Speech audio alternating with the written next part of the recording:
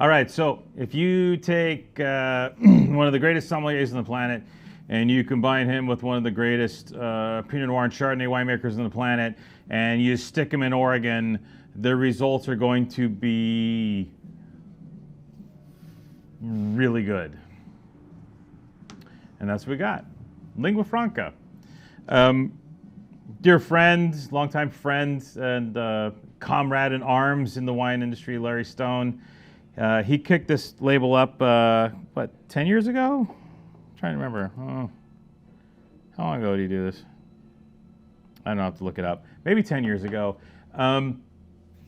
He found a fabulous patch of land in the Eola-Amity hills that a lot of other winemaking concerns were very interested in.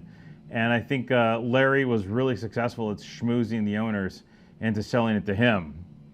And he quickly became the envy of many top winemakers and wine growers in the area because he was able to finagle this very particular part of land, the parcel of land, to plant his estate vineyard on.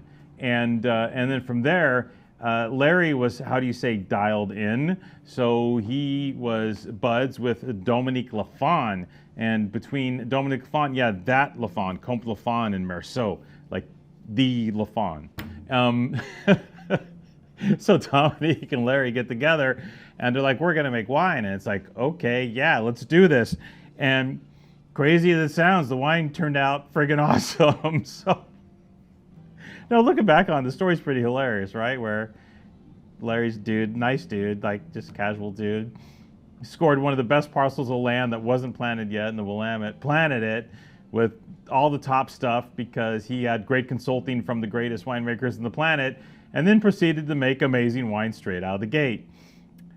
You know, you got to be pretty lucky, pretty fortunate, pretty blessed to be in that situation to do that straight away. Usually there's a 15-year plan, and Larry's timeline was sped up, if you will, based on the knowledge, know-how, and connections. So in front of us, we have the Lingua Franca Avni Pinot Noir, Willamette Valley 2022. Avni is a reference to stone, in reference to the more volcanic soils they have in their particular neck of the woods. This says Willamette Valley, but the vast majority of it's sourced from Eola-Amity Hills, plus there's a little bit from Yamhill Carlton, but mostly Eola-Amity Hills here.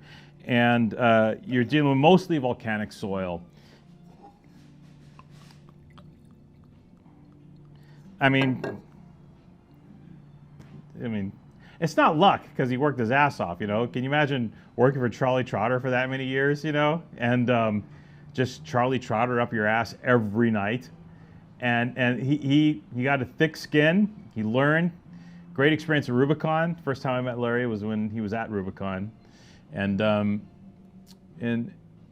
dude has just tasted all the great wines, but he's a normal dude.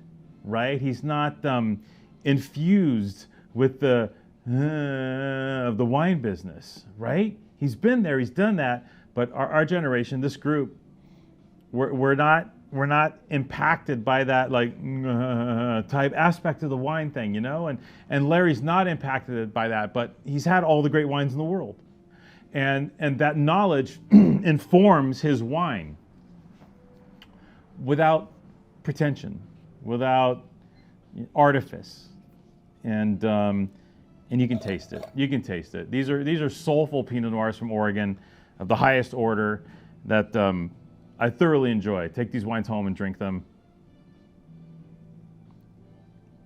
because of their, and it's a funny word, but I think it's a real word, pinosity, which, you know, sounds a little wonky, huh? Yeah, I don't think we have to edit it, but when something tastes Pinot-y, and Larry knows this, and between him and his winemaker, super talented on the boots on the ground winemaker Thomas Savre.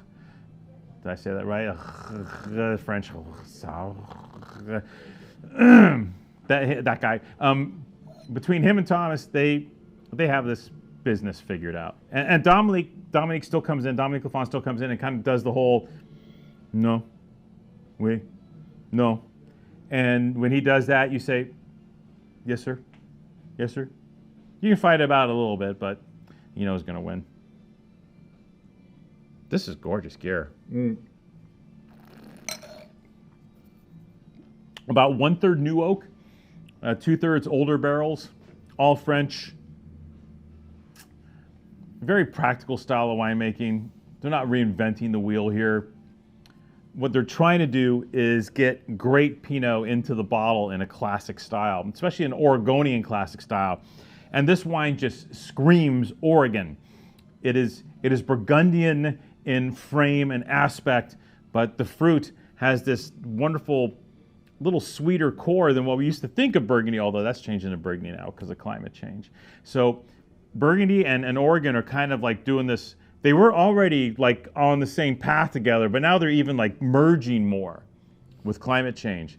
So it's getting harder and harder to tell the Oregon gear from the Burgundy gear based on what's happening out there in the world today between winemaking, between climate change, between barrels, with all this type of gear. It's all starting to mush together now.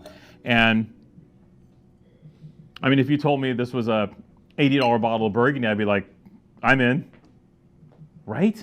Like, if you don't taste the label, if you just taste the wine, this is beautiful gear. And I went and sorry to interrupt myself, but I'm drinking now. I'm gonna interrupt myself again. Hold on.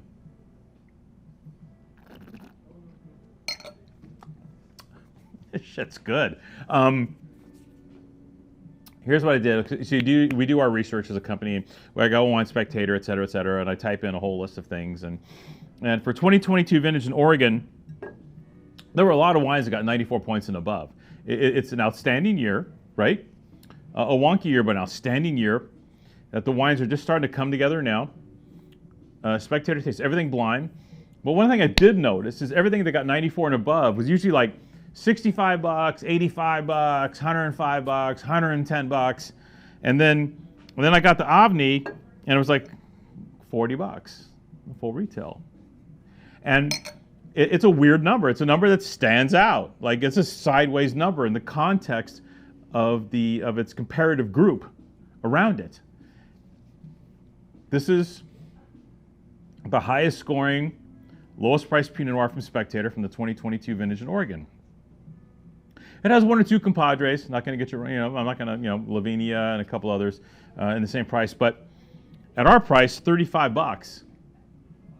This is one of the penultimate premium Oregon Pinot Noir values in the market today. It's very exciting wine. In case you didn't notice, I like it. It's too easy to drink.